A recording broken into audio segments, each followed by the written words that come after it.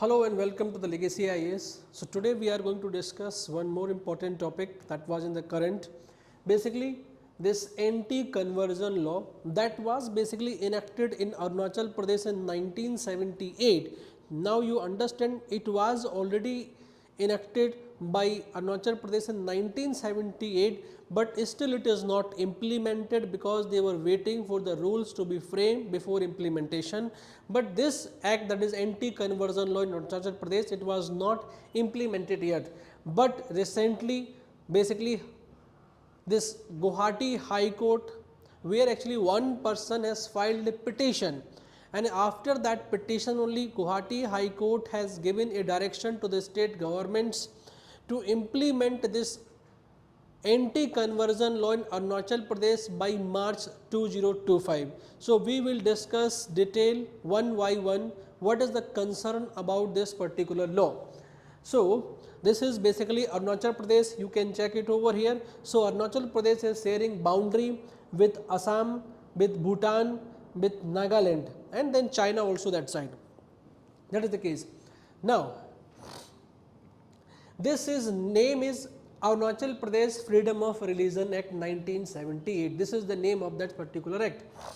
Purpose क्या है इसका act का है? Prohibits religious conversion by force, by inducement or by fraud.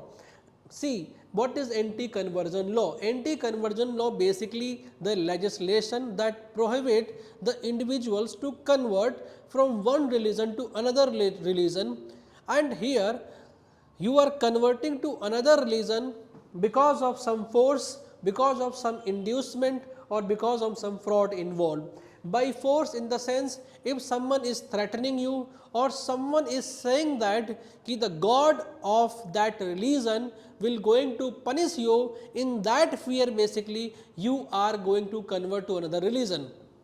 Same for inducement.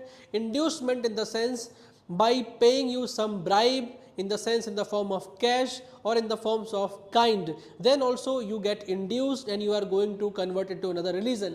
Or by fraud in the sense, by misrepresentation of the facts, that means they are going to target your religion, they are going to tarnish the image of your religion and they are going to exaggerate about their own religions, and then you are going to convert to their religion. That is my method of fraud. So this is not allowed. See, conversion is not a crime in India. You can convert to any religion, whichever religion you want, but whenever you are going to convert to another religion, it should come completely without fear, without any involvement of fraud or inducement. So the purpose of anti-conversion law is this: to prohibit conversion to another religion if it is happening on the basis of force, inducement or fraud. The punishment will be there in Arunachal Pradesh, that is Freedom of Religion Act, basically 1978. Punishment is up to 2 years. Under section 3 of this particular act, they have mentioned punishment up to 2 years and fines basically up to 10,000 rupees and mandatory reporting to conversion to the deputy commissioner. Now the question is whether Arunachal Pradesh is the first state where such act is there. Answer is no. See, till now dormancy of that, there are no implementation rules since its enactment in 1978. As I told you, act was passed in 1978, but rules have not been framed. Because of that, this act has not been implemented yet. But opposition from the Christian groups, they are basically thinking that there can be a misuse of this law, and because of this opposition from the Christian groups, this law still has not been implemented yet. But again, is religious conversion a crime in India? Answer is no. As I told you, no, religious conversion is not a crime in India. Even when you read Constitution, under article number 25, freedom of religion is one of the fundamental right that every citizen is having, as well as if someone is not a citizen of India, that person is also enjoying that fundamental right, freedom of religion. But right to practice is available, right to propagate is available, right to profess religion is available, but right to convert is not a fundamental right. This has been clarified by the Supreme Court in various cases. For example, when Madhya Pradesh and Odisha, when they have enacted the law regarding anti-conversion law, then in that particular case regarding to check the constitutionality of these state law, then Supreme Court says that right to freedom of religion is a fundamental right, but right to conversion is not a fundamental right. Again, one more thing is this: central government cannot enact a law for pan-India basis regarding anti-conversion law. Because of that reason is various state governments, they have enacted the law in the context of anti-conversion law.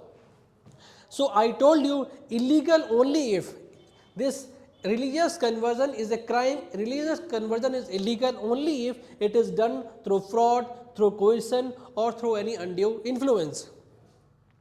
As I told you, this Arunachal Pradesh is not the only one state in India, okay, which has enacted this anti-conversion law. If you check, Odisha was the first state 1967, followed by Madhya Pradesh in 1968 and Arunachal Pradesh in 1978. They have enacted the law, and later Chhattisgarh, Tamil Nadu, Gujarat, Himachal Pradesh, Rajasthan, Uttar Pradesh, Uttarakhand, these states also enacted the law in some form or another form that actually prohibit this conversion in India. Clear this? What is the main focus is they prevent conversion through force, through inducement and through fraud. Some law require prior permission from the local authorities. As I told you, in case of Arunachal Pradesh law also, you require permission from the deputy commissioner. Same for Uttar Pradesh law also, you require permission from the district magistrate. Same for any other state also. Now, why was the act introduced? Why was this act introduced? If you check it, there is a diverse cultural and religious practices that is prevalent in Arunachal Pradesh. Tribes like Monpas, Sardukapens, Kampatis and Singpos, they basically practice Buddhism. So they are having fear that they can be converted into another religion like Christianity. Polytheistic faith like indigenous tribe worship Doni Polo and ancestors. See, I will tell you, in Arunachal Pradesh, this Doni Polo, it is a tribal religion. This is completely separate from Hindu, Christian, Buddha or Jain. This is considered as completely a separate tribal religion. We will cover that later. What is this all about? Missionary influence is also there in Arunachal Pradesh. Christianity spread in 1950s, facilitated by missionary efforts into the foothills. First church established in 1957 in Rayang village. But first method to check it whether there is a conversion is prevalent in particular area or not, we need to check about the demography of that particular area. That means how this proportion of the religious group has been changed in this particular religion. When we check it this, for example, when we check the Christianity population in Arunachal Pradesh, we will come to notice that in 1971 in Arunachal Pradesh, Christian was only 0.79%. But when you check 1981, that means just after 10 years, the Christian population has been increased to 4.32%. But again, if you check in 2011, drastically that population of the Christian, it has increased from to 30.26%. Now check, in 1971 in Arunachal Pradesh, total Christian population in Arunachal Pradesh, it was only 0.79%, but in 2011 it now became 30.26%. That means Christianity became the largest religion in the state, when earlier in 1971 it was just 0.79%. As a viewer, you have to write in the comment what was the major reasons because of that this Christianity population has been increased many folds from 0.79 to 30%. What was the main factors there? Now come back again. Now if we check it in Arunachal Pradesh, religion in Arunachal Pradesh, if we check from 2001 say 2011, that means within 10 years, Christianity has been increased from 18% to 30%, while Hinduism have been decreased actually basically from 34 to 29, and then Buddhism also decreased from 13 to 11, and Islam 1.88 say 1.95, yes it is increased but not that large proportion like Christianity. Sikh again 0.17 say 0.24%, and Jainism 0.02 say 0.05%. But Doni Polo that I told you, this is a tribal religion, that is from 30% say 26, it has got reduced basically. So Doni Polo basically a religious group है. एक Doni means होता है sun and Polo means moon, that means they worship sun and moon. Basically the tribals those who follow this Doni polyism, they actually worship sun and moon. Sun ko they consider as a female god and moon ko they consider as a father god. So this is basically completely different from other groups when they consider, for example, they give sun an identity of male and give moon an identity of female. But here in this particular tribal religion, they consider sun as a female goddess and moon as a father goddess, correct, god. That is the case.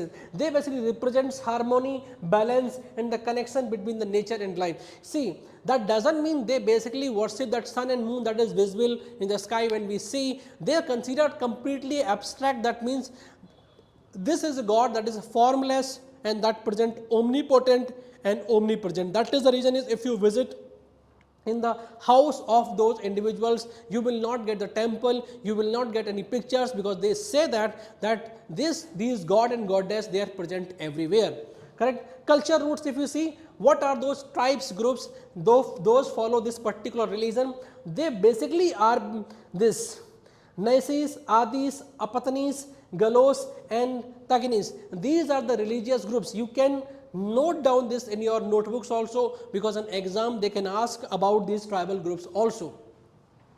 Now check it.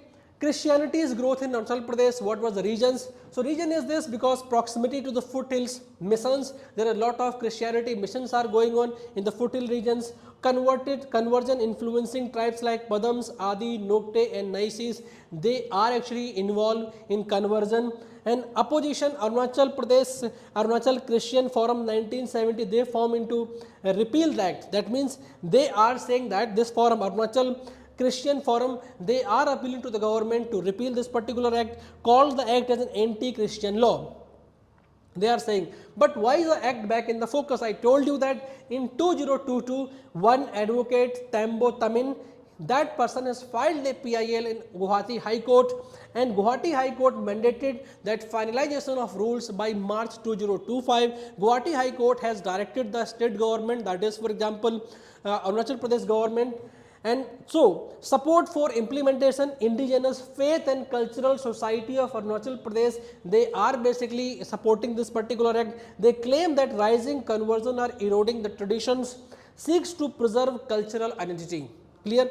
Now when we come back again, role of external influences like RSS and affiliate. See, RSS is not basically encouraging the conversion back to the Hinduism, but RSS, the main aim is this, that promoting institutionalization of the local beliefs. They say that whatever the local beliefs are there, that should be institutionalized.